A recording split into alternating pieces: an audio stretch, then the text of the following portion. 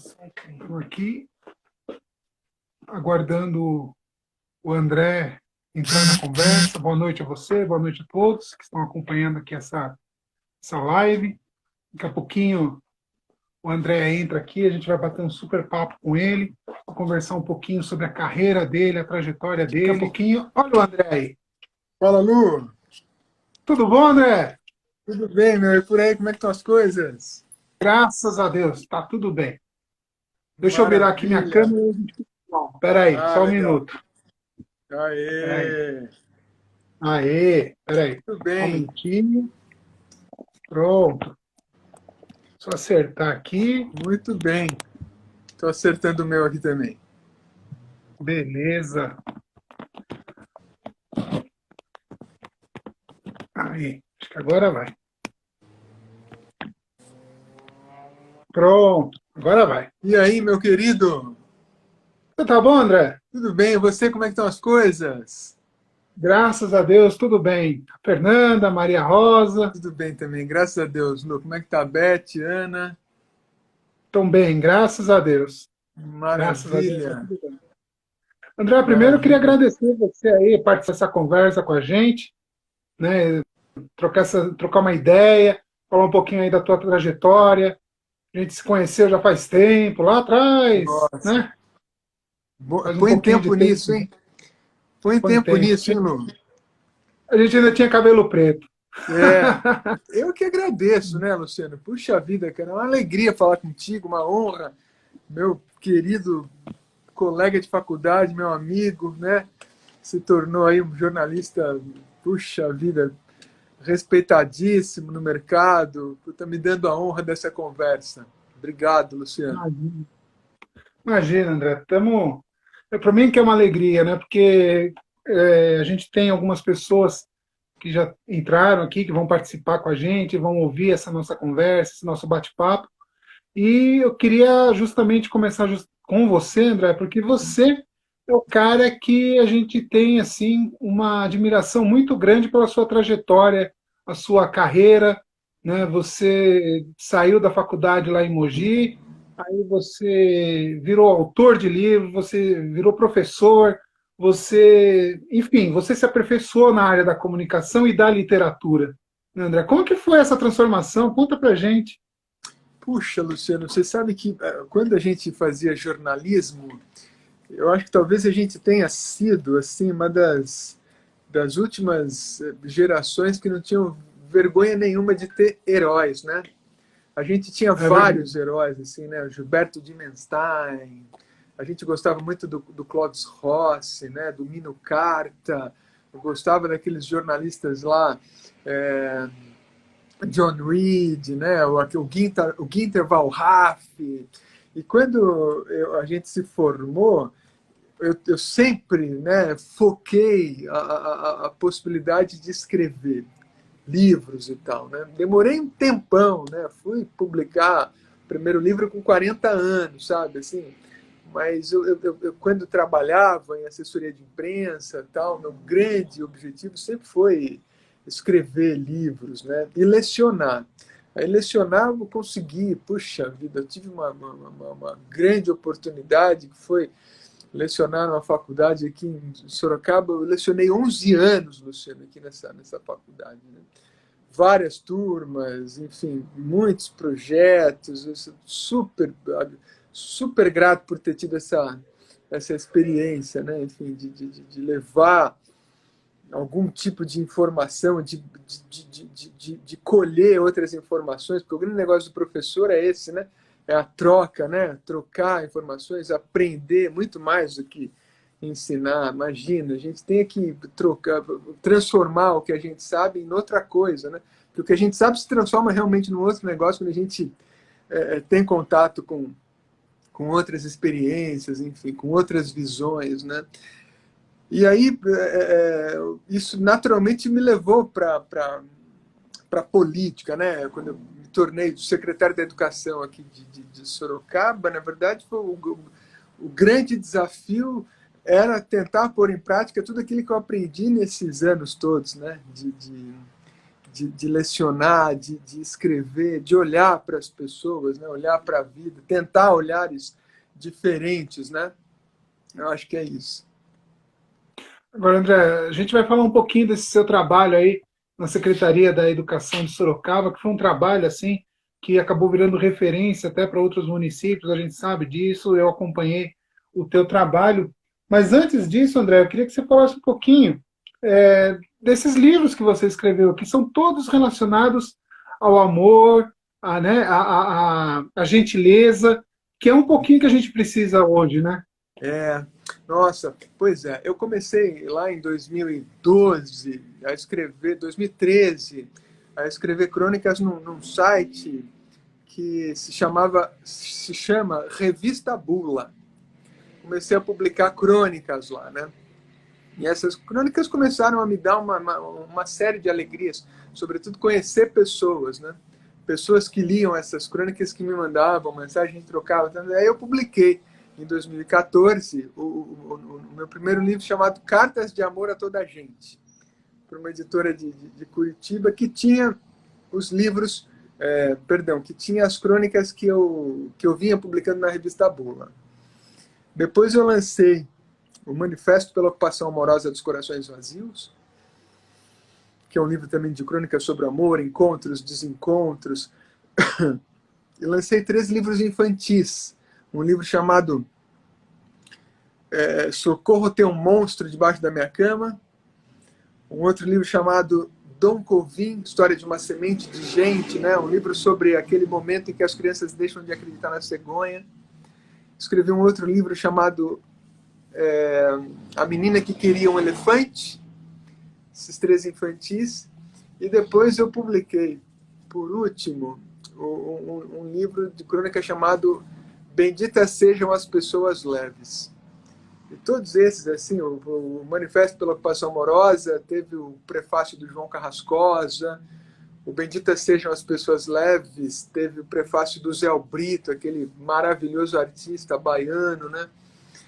Esses livros todos me deram seguidas alegrias, né? Sobretudo viajar para lançar em outros lugares, né? Em cada viagem que você vai, mesmo que seja até a esquina, é um negócio transformador, né? Toda viagem é uma coisa transformadora. Esses livros ainda vendem, né? Vendem lá na Amazon, na Saraiva, no site, né, da Saraiva, no site da Cultura e tal, enfim. E vira e mexe eu conheço pessoas, né, enfim, que leram os livros e que conversam e tal, querem conversar sobre isso. É muito, muito legal. E ainda temos outro livro para lançar em breve, que é o Clube dos Corações Felizes. Esse vai ter o prefácio do Cláudio Tovar. Cláudio Tovar, que maravilhoso ator, diretor, coreógrafo, né? Ele foi um dos integrantes do Dizzy Croquettes, aquele grupo revolucionário de teatro dos anos 70, né? Marido da Lucinha Lins, né? Há mais de 30 anos e tal. Tovar, um grande artista plástico. Ele fez a capa do livro e também escreveu o prefácio. Foi muito legal. Agora, André, quando a gente se propõe a escrever um livro, não é que a gente levanta de manhã da cama e fala, hoje eu vou escrever um livro. Não é assim, né? Tem que ter pesquisa, tem que ter conhecimento, tem que ir atrás, tem que batalhar, enfim. É uma série de levantamentos que a gente tem que fazer, a gente tem a ideia na cabeça, mas tem que pesquisar. Você pesquisou, você foi atrás. Toda essa pesquisa que você fez, ela contribuiu para esse trabalho que você fez na Secretaria de Educação de Sorocaba? Como que você conseguiu reverter toda essa pesquisa que você fez para o teu trabalho na Secretaria? Ah, sim.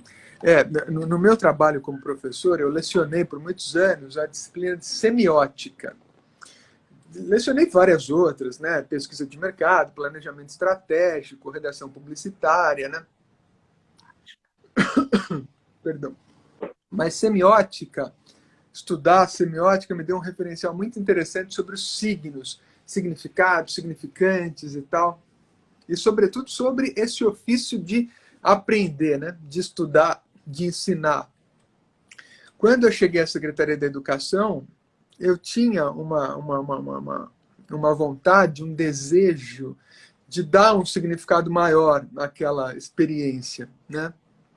Nós tivemos várias conquistas, vários desafios interessantes e tal, mas a maior delas foi a possibilidade a que eu me entreguei de ouvir os professores, né? Eu ouvi, eu aprendi, eu fui às escolas, eu vi de perto, eu conheci pais e mães de alunos, conheci experiências, conheci auxiliares de educação. O que eu aprendi na prática com esses professores e o que eu pude trocar de alguma maneira, assim, me deram uma esperança de que a gente pode fazer diferente.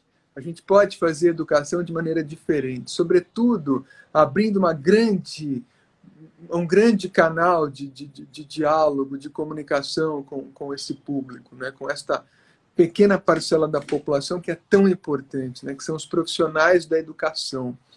A tal gestão democrática da educação nada mais é do que isso, né? Do que a possibilidade de ouvir professores, agentes, atores, né? Enfim, integrantes desse grande, né?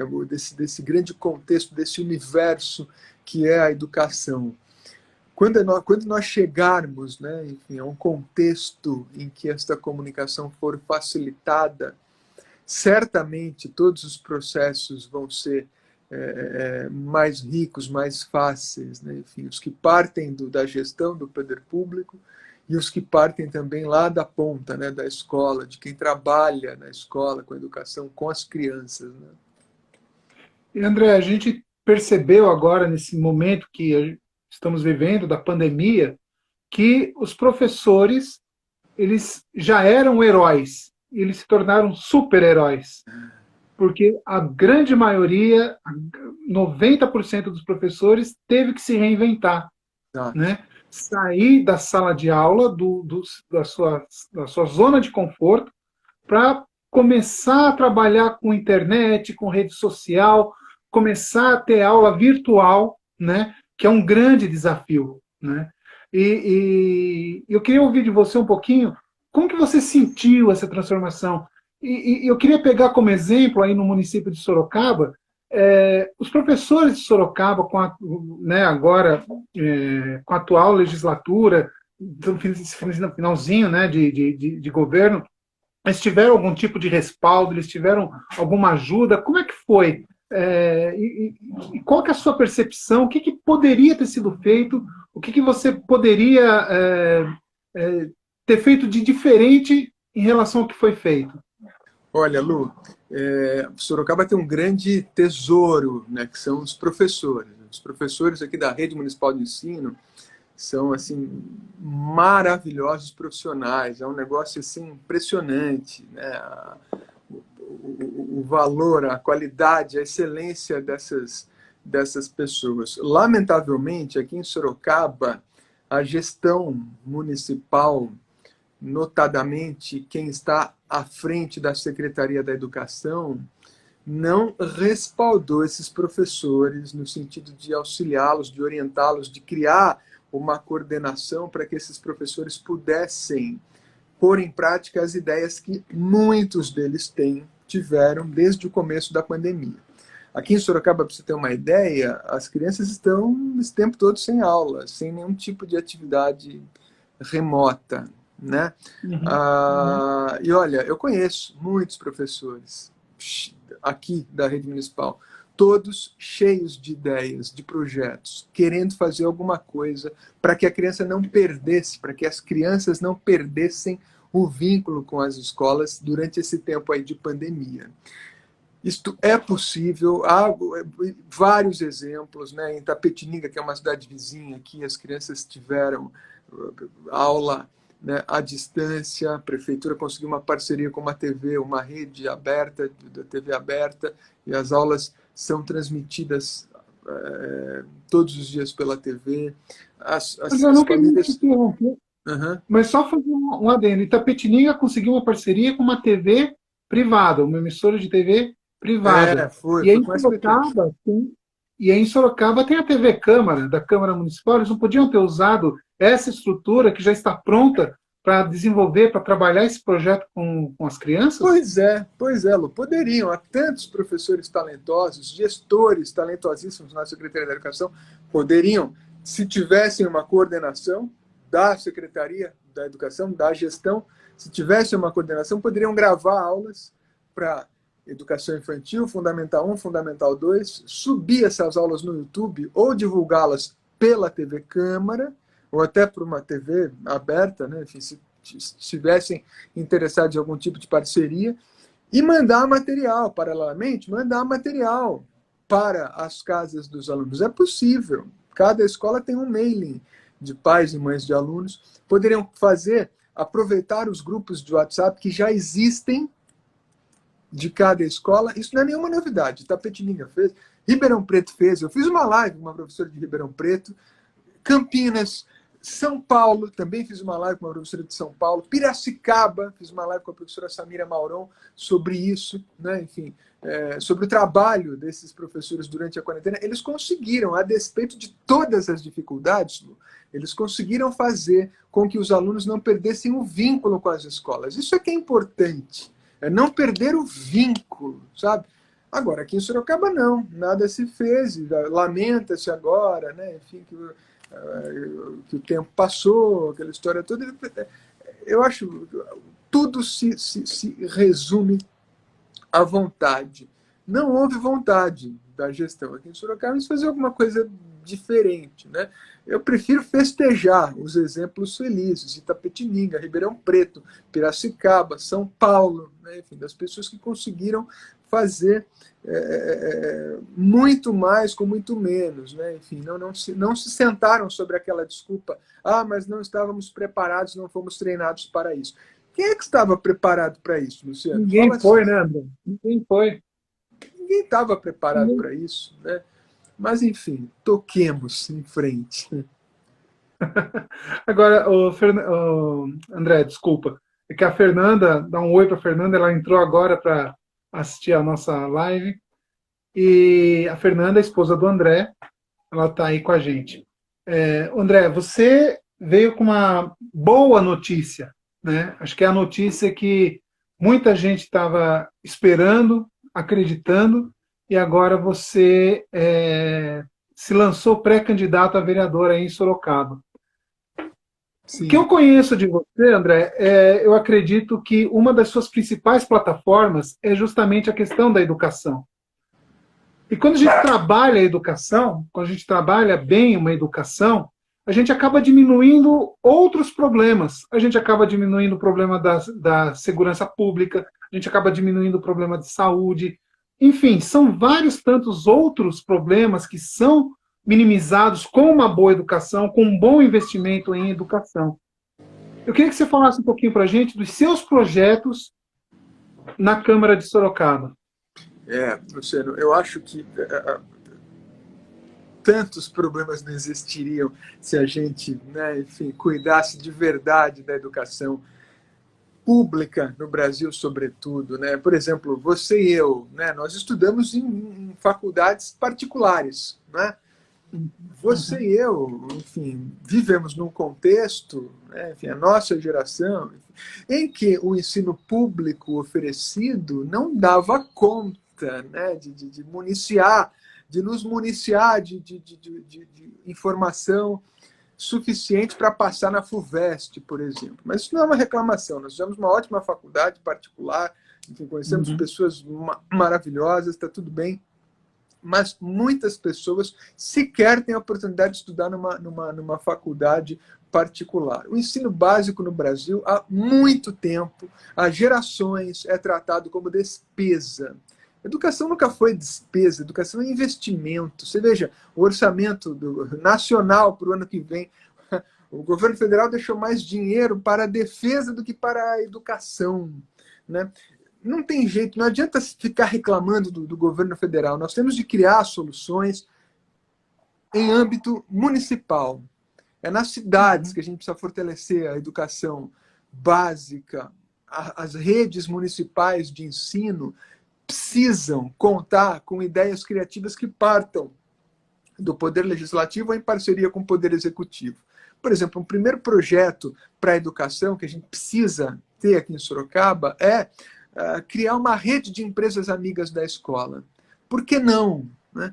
Rodar as empresas que estão na cidade, pedindo apoio, oferecendo projetos. Por meio de um projeto de lei, você pode criar o selo amigo, empresa amiga da escola. E essas empresas poderem ajudar as escolas que estão localizadas no entorno das suas plantas, dos seus escritórios ou das suas fábricas, para ajudar na estrutura da escola, porque o poder público não tem dinheiro suficiente, pasmemos, mas essa é a verdade, não tem dinheiro suficiente para dar conta da reforma estrutural das escolas. Não tem dinheiro. É simples assim.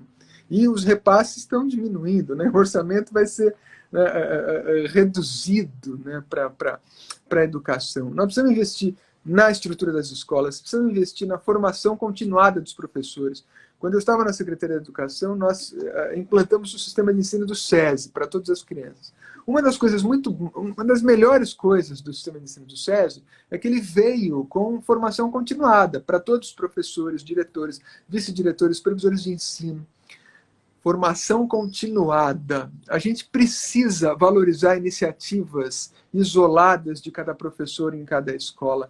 Nós precisamos implantar novas aulas. Por exemplo, quando estávamos na Secretaria de Educação, nós implantamos uma disciplina chamada Ética, Solidariedade e Cidadania. Aulas de ética, solidariedade e cidadania.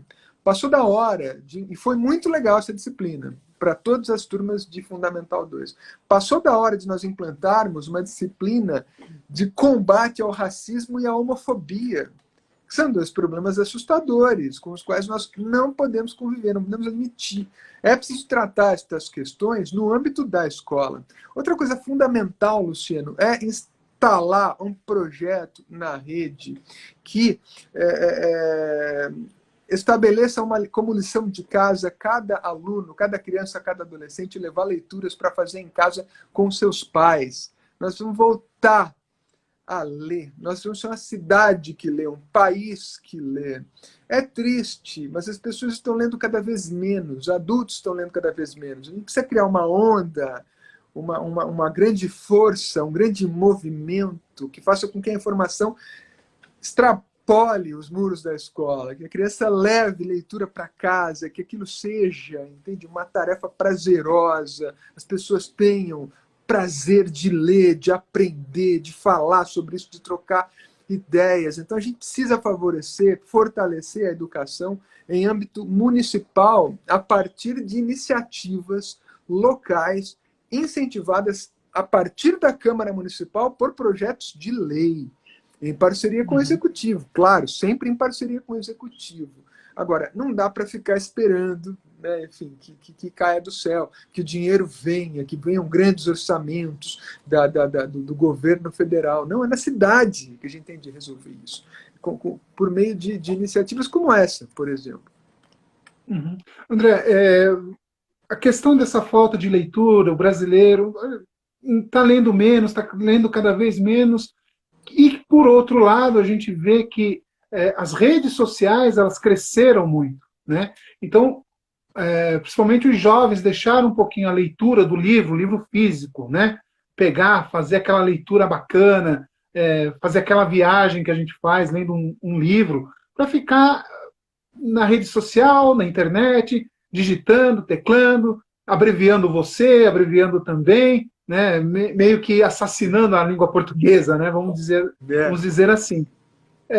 Você, André, acredita que essa mudança de comportamento, com esse incremento, né, das redes sociais, com essa grande onda das redes sociais, a gente tem vivido muito essa polarização da política, principalmente em âmbito nacional. Esse ano, acho que bateu assim todo e qualquer recorde de polarização da política, né? Você acredita que dá para fazer, André, através ou por meio, né, do incentivo à leitura, fazer com que a política, né, ela seja assim, um ambiente respeitoso, que ela seja um ambiente mais próspero?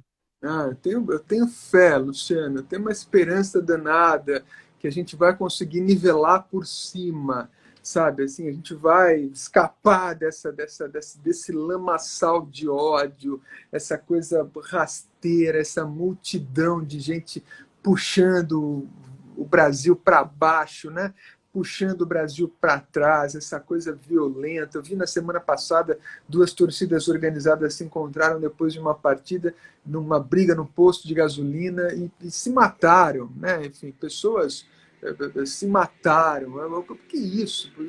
Vivendo uma pandemia, ainda tem gente se matando a pancada, sabe como é que isso é horroroso? E aí esse ódio é incentivado em vários círculos, em vários âmbitos, inclusive na política, né? Com muitos agentes políticos incentivando, tocando gasolina no fogo, né? Eu acho, honestamente, que a política é um grande caminho para mudarmos as coisas, né? Para começarmos uma nova força, uma nova onda. Nós precisamos nos ouvir, precisamos nos ajudar, precisamos encarar os nossos problemas e não fingir que o mundo é cor-de-rosa, que está tudo certo, tal.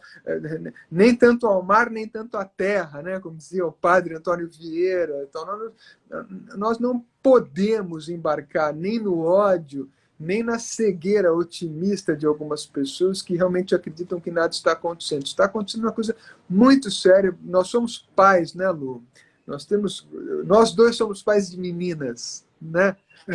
Exatamente. Eu tenho João e tenho Maria. Eu fico me perguntando em que mundo as nossas filhas vão viver? Esse mundo machista, esse mundo muitas vezes homofóbico, racista. Não dá para negar que o Brasil é racista. O Brasil é racista. O Brasil é um país habitado por pessoas muito racistas, sim. Claro que é, meu Deus do céu. E ainda por sexistas em todos os cantos. Pessoas que ainda têm coragem de fazer piadas sexistas, machistas e tal. Eu me sinto muito mal, entende? Quando eu ouço certas coisas e imagino que daqui a pouco a minha filha, né, vai circular por esses meios. Né? O meu filho, João, é um menino, puxa vida, muito educado, um lindo, um doce, entende? Ele vai ter uma hora, ele vai bater de frente com gente que é a antítese dele, né? Enfim, que há pessoas, não podemos negar, né, Luciano, que há pessoas do mal, pessoas predispostas em fazer maldade. É assim que é, lamentavelmente. Nós temos que lidar com isso e fazer de tudo para que os nossos filhos não caiam nessas armadilhas. E a escola, a educação, é imprescindível, é fundamental para isso. Nós precisamos ser a força contrária, porque é muito mais fácil você acomodar, é muito mais fácil, né, você se tornar conivente. Pessoas acomodadas são coniventes, perdem a capacidade de se indignar. Infelizmente, nós perdemos a capacidade de nos indignarmos. Há manifestações nas ruas com pessoas defendendo a fake news, levantando cartazes dizendo que fake news não é crime. Imagine, cara, fake news não é crime. É claro que é um crime, puxa vida. Por que nós não conseguimos viver decentemente, não é? Falando aberta e livremente sobre as nossas crenças, respeitando as crenças dos outros, mas sem inventar, sem manipular, sem distorcer. Vamos falar, pô, será que não temos nada interessante para mostrar, além dessa coisa de ficar metendo pau no outro? Né? Então, se essas pessoas que ficam para nivelar por baixo, inventam mentiras, porque não são capazes de fazer, de trabalhar, de superar aqueles que são mais esforçados, mais trabalhadores, que se destacam por meio do seu trabalho. Né? Então, vamos destruir o trabalho do outro. Não vamos fazer um trabalho melhor. Vamos destruir o trabalho do outro, que é mais fácil. Meu Deus do céu, isso é um horror. Isso é um horror. Isso é o mal encarnado. Enfim, pessoas conspirando para que o pior prevaleça. É horroroso isso, conspirar para que o pior prevaleça. A gente tem que trabalhar muito para que o nosso melhor né, seja possível, e para incentivar o melhor do outro, né, na educação, na segurança pública, na geração de trabalho e renda. Aquela história é triste, mas veja como nessa época do ano, essa época de eleições, proliferam feito gremlins. Manja aquela coisa dos gremlins? Joga água nas costas, começa a pipocar as bolinhas, tal, enfim, Uhum, aquela história. uhum. Pré-candidatos a vereador. Mas, enfim, são pessoas que nem têm ideia do que seja o trabalho de um vereador. São pessoas que não têm a menor ideia da importância do legislativo. E o legislativo caiu em descrença, sobretudo por conta disso, porque as câmaras municipais foram dominadas por absolutos Zé Manés, no bom sentido, entende? Pessoas que não estão absolutamente nem aí em fazer qualquer coisa para voltar a ganhar credibilidade, entende? Para voltar a trabalhar como legisladores, aqueles que criam leis. Aqui na minha cidade, em Sorocaba, para você ter uma ideia, Luciano, há um vereador que em 4 anos apresentou 10 projetos de lei. 9 deles inconstitucionais, entende? Ou seja, esse cara não lê, não estudou, não Inacreditável. sabe, entende? O que é um projeto de lei que pode ser apresentado pela Câmara, se é inconstitucional porque foi apresentado pela Câmara e não pelo Executivo, ele deveria saber colocar essa ideia de projeto de lei debaixo do braço, levar até o Executivo e provocar isso no Executivo. Olha só, eu não posso apresentar, mas você pode, entende? Isso aqui vai ser bom para a cidade. Eu tenho pesquisas, eu fiz audiências públicas. Poxa vida! Agora, nós não nos lembramos em quais vereadores nós nos votamos nas eleições recentes, não cobramos essas pessoas, e também a Câmara, as câmaras municipais não fazem por merecer, não criam, né, avaliações de desempenho, não se esforçam para que os vereadores tenham metas de trabalho. O vereador precisa ter meta de trabalho. Que história é essa? Que cada vereador tem um carro. Cada vereador ter um carro, porque, cara, nenhum cidadão, enfim, nem de longe tem esse tipo de privilégio. O vereador tem que trabalhar com o seu próprio carro, não com o carro da Câmara. A Câmara ter frota de carro, isso é um absurdo. Então, mas a gente, como perdeu a capacidade de se indignar, não fala mais sobre isso. Tem que ter um projeto de lei urgente na Câmara para os vereadores que serão eleitos. Tem de ter um projeto de lei para acabar com as frotas de carros das câmaras. Eu estou aqui falando, eu sou só um pré-candidato a vereador. Mas eu tenho projetos, eu tenho ideias, entende? O vereador tem que mostrar trabalho, o vereador não é popstar. Estava conversando esses dias com um grande amigo meu, Carlos Madia. Ele falou, pois é, vereador não é popstar. Vereador não é popstar, bicho. Vereador é um empregado do povo, é um funcionário do povo. Eu vi recentemente agora uma história em Marília, eu acho, uma vereadora que deu uma carteirada num guarda civil municipal que estava guinchando o carro da filha dessa vereadora, que estava completamente irregular. Aí a vereadora ligou para a comandante ligou para o guarda e deu uma bronca no guarda. Você não pode fazer isso, ela é uma vereadora, você está causando um incidente político. Mas a vereadora é uma cidadã também, ela tem que andar corretamente, como qualquer cidadão, né? Como qualquer cidadão. Então, essas coisas, Luciano, essas aberrações, enfim, me deixam indignado, sobretudo quando eu vejo que os vereadores que estão aí, né, os pré-candidatos a vereador que estão aí, sinalizam que estão indo para o mesmo caminho.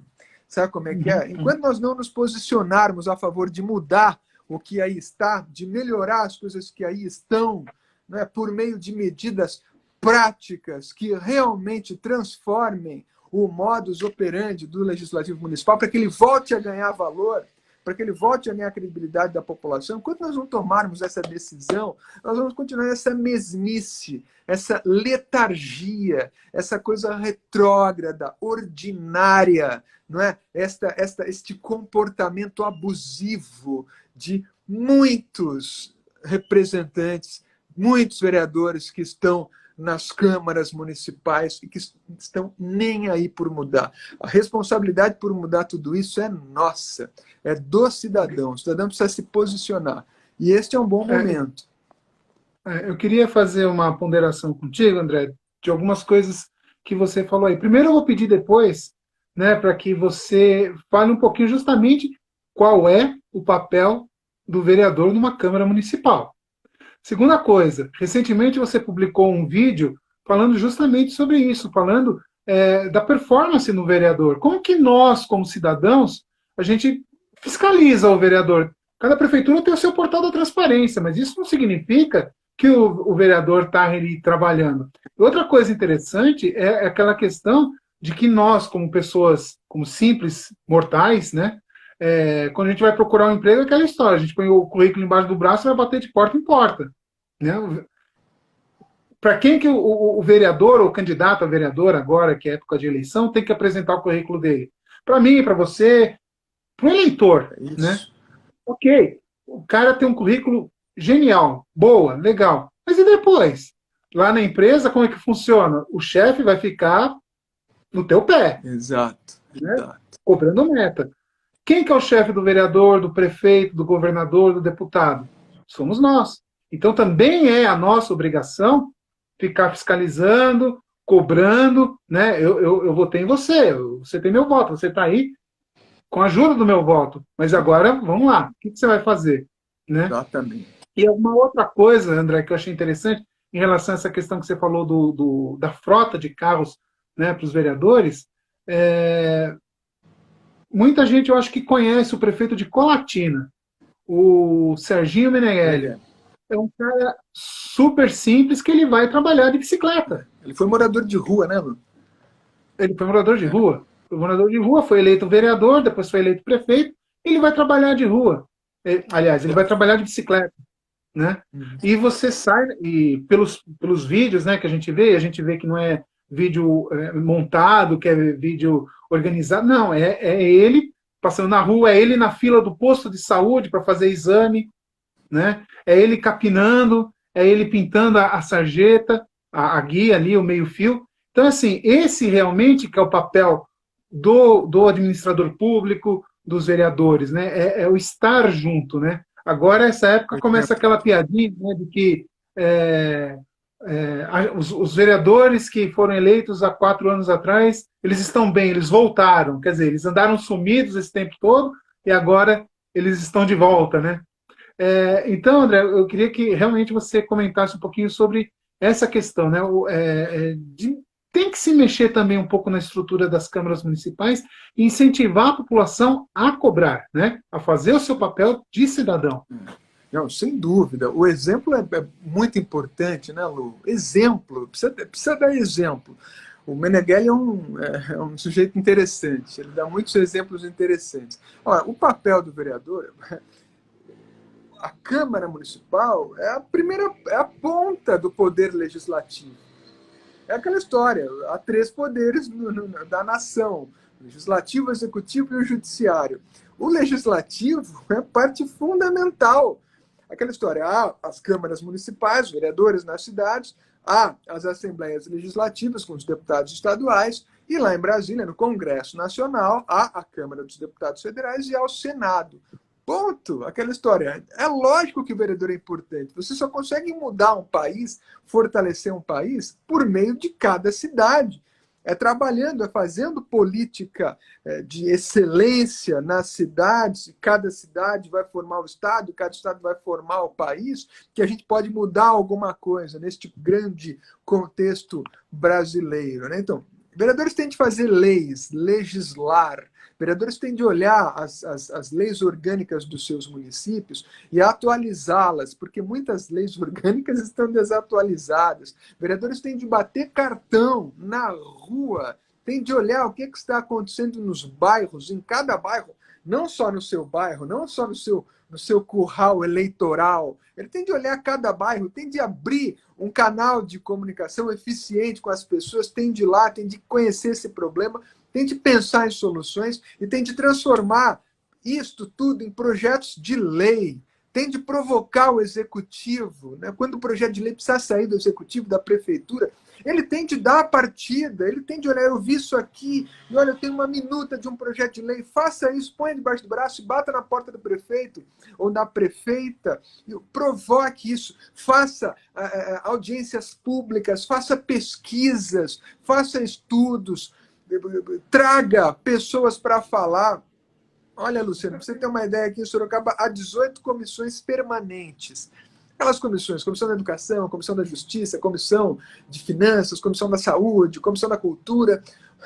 Eu queria saber por que essas comissões também não são cobradas. Você participa de uma comissão, eu estou estudando o site, eu vejo lá 3 membros da comissão, um presidente e 2 vereadores membros. Tal. O que esses caras fazem? Eu quero saber o que essas comissões fazem. Quantas reuniões vocês fazem? Quais são os objetivos dessas reuniões? Para onde isso vai levar? Eu preciso saber, nós precisamos saber, o munícipe precisa saber o que esses vereadores estão fazendo. Porque se uma legislatura não cria leis que realmente transformem ou ajudem a transformar a cidade, essa legislatura é perdida. Ah, mas o papel é fiscalizar o executivo, fiscalizar o orçamento. Claro que é. Nada mais do que a sua obrigação. Fiscalize, mas como é que você está fiscalizando? Quantos ofícios tem mandado por mês? Quantos projetos de lei? Quantas discussões? Quantas soluções você, vereador, provocou, né, junto ao executivo? Quais foram os efeitos práticos disso? Né? Vereadores têm de criar leis, têm de reformar leis, têm de fazer projetos, têm de fiscalizar o executivo. Cadê isso? Cadê? Por que não tem um site com todas essas resoluções, com todas essas iniciativas, com todas essas ações? Por que a gente não sabe? Né? Será que os vereadores têm passado esses meses todos empurrando com a barriga? Não sei, é uma pergunta. Né? Enfim, eu tenho o direito de perguntar, tenho o direito de saber, se ninguém me informa. O que eu sei é que recentemente na minha cidade os vereadores votaram contra o congelamento de salários dos vereadores, né? E do prefeito, quer dizer, votaram também, julgaram como inconstitucional o projeto de doar parte do salário para o combate ao coronavírus, né? Queremos saber por quê, quais foram as razões, quais foram os motivos. Né? Isso tem que ser claro. Isso passa também por uma mudança de hábitos que a própria Câmara tem de criar. Tem de criar um novo modus operandi. Né? Nós, munícipes, nós, cidadãos, queremos nos acostumar com um novo tipo de procedimento, entende? Com um novo tipo de postura legislativa. Né? Queremos participar.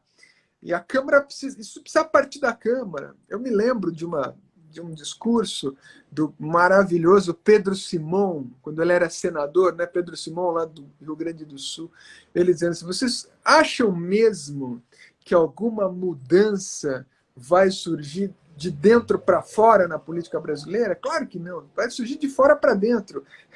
São as pessoas, é a população que tem de cobrar. E qual é a nossa ferramenta mais legítima para cobrar?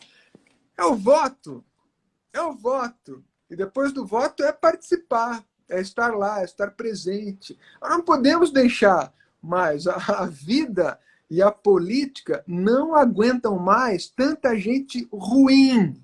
E gente ruim no sentido de despreparada, não aguenta mais tanta gente ruim no sentido de mau caráter, não aguenta tanta gente ruim no sentido de preguiçosa. A política não é lugar de gente preguiçosa. A política não é lugar de gente enroladora. A política é uma função muito especial. Há pessoas ali representando anseios de uma população inteira. E essas pessoas precisam funcionar, precisam trabalhar, precisam fazer valer o voto de confiança que elas receberam dos munícipes, dos cidadãos. E não há segredo para isso. Você não precisa ter nascido gênio para isso. Você só precisa tirar o seu bumbumzinho da cadeira e fazer de verdade política municipal. Precisa trabalhar, precisa fazer gestão pública. Há caminhos, com projetos, com propostas, não com promessas, não com platitudes, clichês e afins.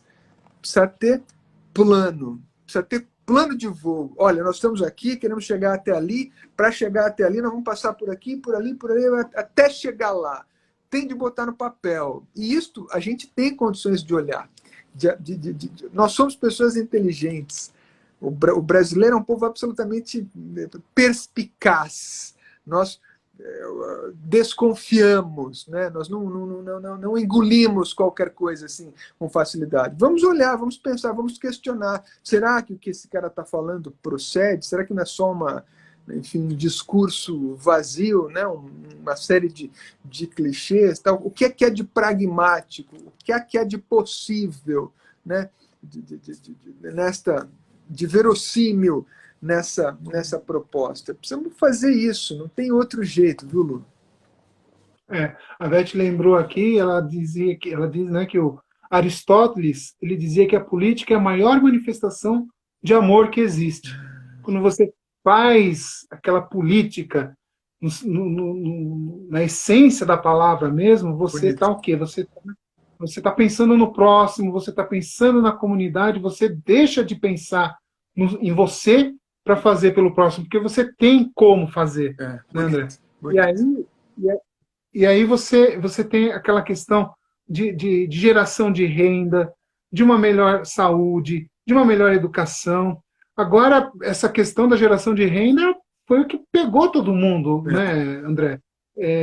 E aí, em Sorocaba também, se eu não me engano, parece que teve aquela questão de que muitos pequenos agricultores acabaram vendo a sua plantação sendo dizimada por conta de não ter para quem escoar esse produto. Falta, sim, uma política para atender esse pequeno agricultor que tira da terra a sua subsistência, sem né? dúvida. No campo e na cidade. Você veja, eu não aguento mais prefeitos e vereadores reclamando de queda na arrecadação fiscal. É quando a cidade começa a receber menos impostos, né? Agora, a arrecadação fiscal você só aumenta quando as empresas vendem mais. As empresas só podem vender mais se as pessoas físicas tiverem dinheiro para comprar. E as pessoas só compram se tiverem dinheiro, trabalho, renda, e não necessariamente emprego, né? Mas trabalho. Pequenos produtores rurais, profissionais nas cidades, precisam aprender novos ofícios, novas profissões, novos caminhos. Você veja, recentemente eu contratei um encanador, eu fiquei amigo desse cara, entende? Botei lá na minha agenda do celular, ali como um amigo, porque se você encontra um bom profissional, fique amigo desse cara. Convide esse cara Sim, para tomar café, quando pudermos, né, nos convidar de novo para tomar café. Agora, por que a gente não, nas cidades, não forma bons encanadores como ele, bons eletricistas, bons pintores, bons pedreiros, marceneiros, carpinteiros? Por que a gente não ensina ofícios para pessoas que estão desempregadas? Porque a gente precisa parar com essa coisa de que, o emprego. Sejamos claros, não vai ter emprego para todo mundo. Tem trabalho.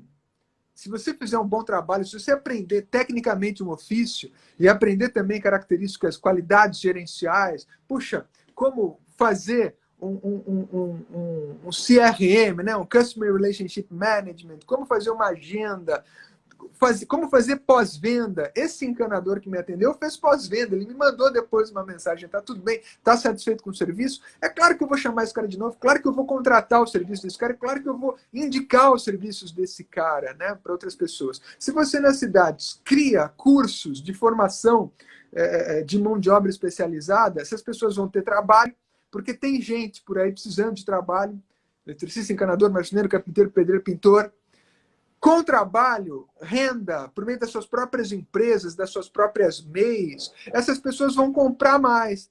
As empresas que vendem mais vão declarar mais impostos. Ponto. simples Aumentamos a assim. arrecadação, aumentamos a arrecadação fiscal. Não tem outro jeito. Com os agricultores, com os pequenos produtores, meu Deus do céu, as cidades podem incentivar a criação de hortas comunitárias. Há exemplos em vários contextos no Brasil. Hortas comunitárias, pessoas vivendo do que produzem. Isto é possível. Assim como há pequenos agricultores que conseguem fazer, né, enfim, plantar aquilo que eles mesmos consomem, nas cidades, em cada bairro mais afastado, é possível se incentivar a criação, a manutenção, a consolidação de hortas comunitárias. Assim como é possível nós começarmos um trabalho dentro das escolas, um trabalho de conscientização ambiental, com os nossos próprios alunos. Por que nós não temos ainda as hortas comunitárias? É possível. Várias escolas têm, inclusive na rede municipal. Escolas da rede municipal aqui de Sorocaba têm as suas pequenas hortas. Precisamos valorizar esses exemplos, incentivar as outras escolas a terem também. Isto é possível fazer de várias formas, inclusive a partir da Câmara Municipal, com a criação de projetos de lei que destinem parte do orçamento a esse tipo de iniciativa nas escolas. Olha, vamos ter hortas comunitárias?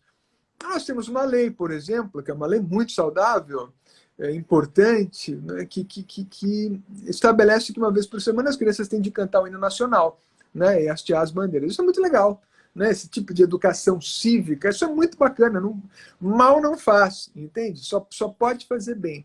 Por que não temos também uma lei municipal que incentive, né, as escolas a produzirem as suas hortas escolares, enfim, isso seja aproveitado de maneira educativa de várias formas, entende? Há um monte de coisa para fazer, Lu. Enfim, a gente só precisa Inclusive, começar. inclusive, né, André, acho que tem o quê? Uns 15 dias, mais ou menos, a Prefeitura de Sorocaba, pelo que eu acompanhei, ela criou o kit alimentação de hortifruti É. para ser distribuído nas escolas. Parece que não deu muito certo isso daí, não, com os produtos que foram selecionados, que foram distribuídos, o pessoal estava meio que reclamando desses produtos aí, né? Fica uma grande questão, aliás, ficam duas questões, né? Fazer a distribuição desses alimentos nas escolas, fica aquela sensação do transporte. Primeiro, a questão do transporte, né? São produtos perecíveis, se não tem um manejo correto, as frutas estragam, elas batem, elas ficam pretas e estragam. Se houvesse um planejamento anterior em relação a essa distribuição desse benefício, as escolas elas poderiam ter, sim, essas hortas, ter incentivado a cultura desses produtos nessas hortas, e, consequentemente, os alunos daquela escola já teriam esses produtos disponíveis para as suas famílias. Claro. Né? Agora, vamos supor que, a pior das hipóteses, não teria como fazer isso. Por que não a criação, André? Aí fica uma sugestão. Por que não a criação de um vale, né? Onde a pessoa, o pai do aluno, ou o próprio aluno, vai na escola, retira esse vale e consome no mercado, ele troca esse vale no mercado ali do seu bairro, ele pega dentro daquele valor a quantidade de produto que ele realmente vai precisar, ao invés de ficar dependendo de um produto. Você pega uma banana que está amassada, um tomate que não está lá tão legal, né? Então, assim, eu acho que nessa questão faltou um pouquinho de planejamento da prefeitura e uma logística um pouquinho mais organizada. Sem dúvida. E quem acaba ouvindo, Luciano, é um professor, o profissional de educação que está na escola. Você dá uma tarefa como essa, né, para o professor que está na escola entregar um saco com uma dúzia de banana, uma cenoura, uma abobrinha, enfim, para aquela mãe de aluno, para aquele pai de aluno, o transporte, a logística daquilo é complicado mesmo. Então choveram, né, reclamações aqui na imprensa local de banana que estava podre, de legume que estava machucado e tal, enfim. E quem ouve, quem aguenta isso? É o professor que foi obrigado a cumprir essa função. Isso tá errado, né? A prefeitura deveria ter, de verdade, feito alguma coisa parecida com o que você disse, um voucher, um vale, né? Enfim, para cada mãe desses 30 e poucos mil alunos, né? Enfim, o que eu soube é que a prefeitura vai investir 600 mil reais ao mês, com 30 e poucos mil alunos, vai dar um kit, uma sacolinha de frutas e verduras de 15 reais, mais ou menos, para cada uma desses alunos por mês, né?